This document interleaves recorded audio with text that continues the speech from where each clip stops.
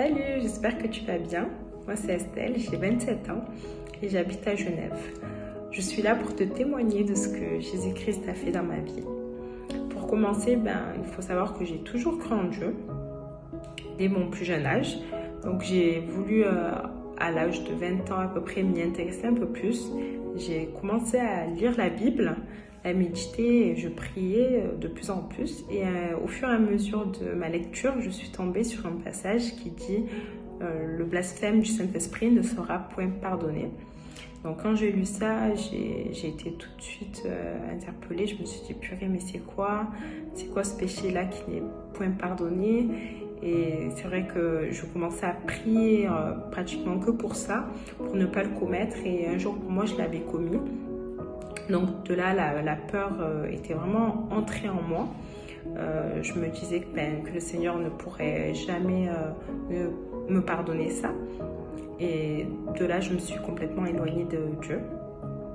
Donc c'est vrai que par la suite, j'avais vécu aussi plusieurs attaques spirituelles, notamment dans mes rêves. Et c'est vrai que je me disais, purée, ça fait peur et peut-être justement c'est parce que je ne connais pas trop les choses du Seigneur et que j'avais pas Jésus-Christ en fait. Et quelques années après, après une séparation d'une relation amoureuse d'une longue période, j'avais vraiment encore plus d'oppression. Au-delà des oppressions en pensée, c'était aussi un cœur rempli d'amertume, de tristesse et un cœur froid.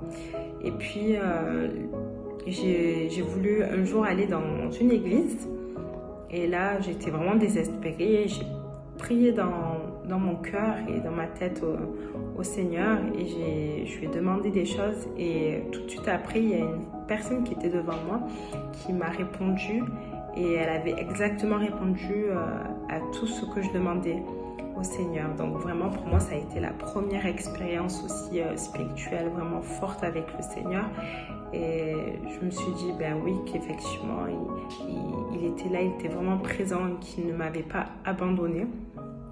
Parce que pour moi, c'était un peu comme un abandon que j'avais vécu de sa part, alors que c'était moi qui m'étais éloignée. Et puis, le Seigneur m'avait également montré dans cette période-là que j'étais prisonnière, spirituellement parlant, et qui m'a libérée. Il m'a libérée de cette prison-là. Et c'est vrai que lorsque nous n'avons pas Christ vraiment en tant que Sauveur et Seigneur, c'est comme si nous étions prisonniers dans le spirituel et il y a un voile en fait qui a également qui nous empêche de voir que c'est Jésus-Christ le vrai sauveur et il m'en a libéré. Il m'a donné également sa paix. Il avait dit qu'il allait me donner sa paix et qu'il allait enlever l'angoisse, l'amertume qui avait dans mon cœur, mais qu'il fallait aussi que je pardonne.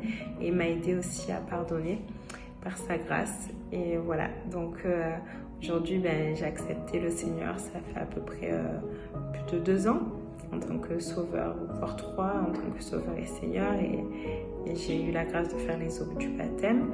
Et vraiment, pour vous dire, sentir l'amour, la paix de Dieu, vraiment avoir une relation avec le Saint-Esprit n'a pas du tout de prix dans ce monde-là. Et la Bible nous dit que Jésus est le seul chemin, la vérité et la vie. Et qu'il n'y a de salut en aucun autre. Donc vraiment, si tu n'as pas reçu le Seigneur Jésus-Christ en tant que Sauveur et Seigneur, sache que c'est lui seul qui sauve, c'est lui seul qui te donne la paix.